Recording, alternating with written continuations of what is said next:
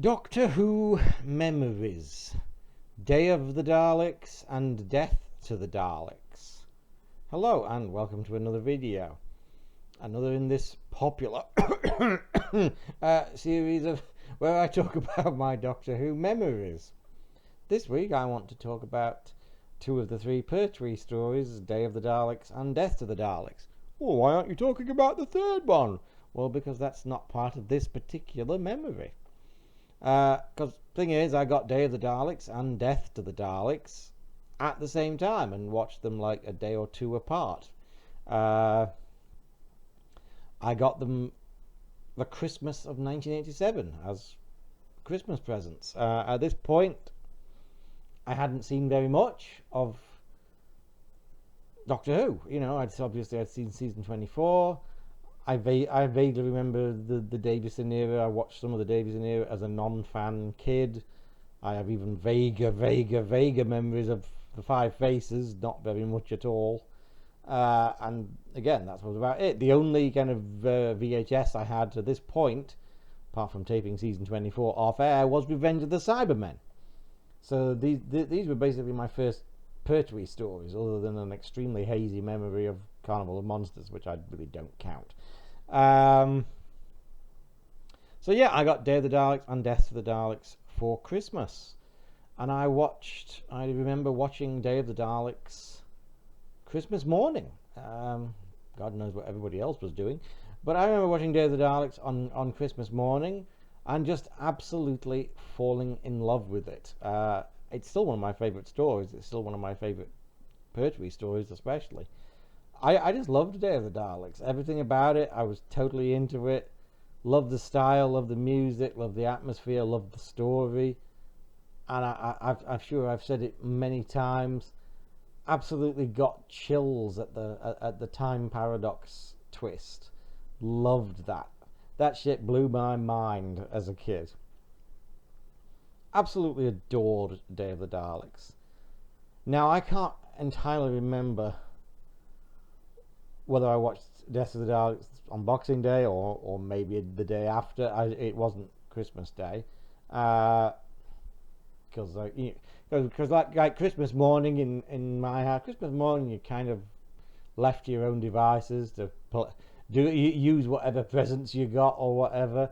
Then it was like Christmas dinner, and then in the afternoon we'd go down to my nan's house where my aunt and my cousins had come down from Oxfordshire to spend Christmas. So we'd spend the afternoon with them and have tea there and spend most of the evening there. So it was really only Christmas morning that you could actually like watch a video, and I watched Day of the Daleks. So Death of the Daleks would have been either Boxing Day or the day after, depending. I can't really remember completely. What I do remember being somewhat disappointed by Death to the Daleks, because I thought Day was absolutely amazing. Death to, I was a bit, it was okay. It was both okay. Over the years since, I kind of went, my opinion kind of downgraded from that was okay to that was a bit naff actually. I'm still not really a fan of Death to the Daleks. The music doesn't help. I know Carrie Blyton has his defenders. I'm not really one of them. His music always just irritated the crap out of me as a kid, and still kind of does. I'm kind of used to Revenge of the Cybermen more now. Death of the Daleks, I think I remember vaguely liking it a bit more when the DVD first came out, but then I tried watching it again a few years later, and I'm like, no. No. I don't know. I think Death has an atmospheric first episode, and then kind of goes downhill when it actually becomes a Dalek story, which is a bit unfortunate. I also think it kind of throws away the premise almost immediately. You've got the premise, you know, because it's sucking the power out of everything, and the Daleks can't use their guns, which lasts about all of 2 minutes, because the Daleks just replace their lasers with bullets and then just go back to being Daleks again. It's like, I think we could have done a bit more with this premise, Terry, don't you? You kind of threw that away in about 5 seconds flat. obviously, given the time, the VHS releases that I got were the omnibus releases. I think they were the original releases, unless there was an earlier version. I don't think there was. They were the omnibus ones, not the later re-releases with the cliffhangers restored. They were the feature-length versions.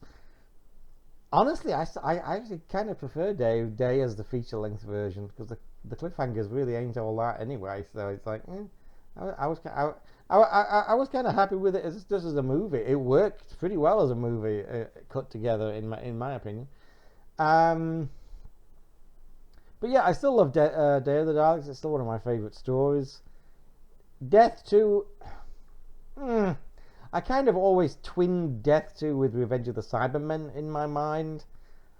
Revenge, I have to say, has kind of started to pull away from me.